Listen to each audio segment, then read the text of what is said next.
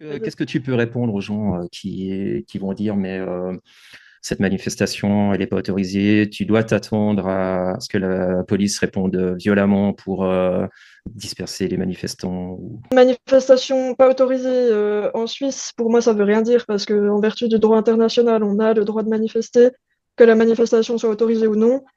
Et en fait, enfin voilà, selon Amnesty, c'est pas les actes de quelques personnes isolées qui doivent justifier en fait des traitements pareils pour une grande quantité de personnes qui n'ont au final rien fait de mal à part manifester contre un génocide et contre des entreprises complices, parce que ça, je tiens à le rappeler aussi, hein, la majorité des entreprises qui ont été touchées par ces déprédations, c'est des entreprises à qui ça demandait depuis plus de 2 ans maintenant de se désinvestir de ce génocide et qu'il n'y a rien qui bouge.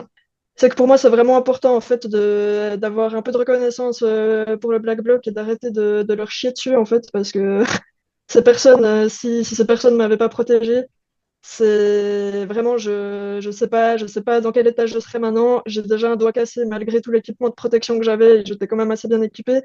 Il y avait des médics hein, dans ce Black Bloc. Il y a énormément de gens qui ont montré de la solidarité pendant la NAS, beaucoup de partage de matériel médical, des gens qui s'échangeaient des habits de rechange. Et ça, pour moi, c'est ça qui est beau, en fait. C'est que dans cette répression, bah, les gens, ils ont réussi à s'unir et puis à rester forts. ouais. Même bah, pour beaucoup, c'était très dur, hein. J'ai vu des gens en pleurs, des gens blessés assez gravement quand même, comme tu as dit avant aussi, des personnes en hypothermie. Et bah, c'est sûr que c'est choquant, quoi. Mais quand tu vois que les manifestants et manifestantes s'aident entre eux et font tout pour prendre soin les uns des autres, bah, ça redonne un peu d'espoir. Et puis c'est là que je me suis rendu compte à quel point le Black Bloc était indispensable pour protéger juste nos droits fondamentaux, quoi, tout simplement. Comme d'habitude, les violences commencent là, au moment où la police commence à restreindre ce droit de manifester. Ça veut dire que tu as un cortège, à un moment, la police bloque le cortège, et c'est à ce moment-là que l'affrontement commence, quoi.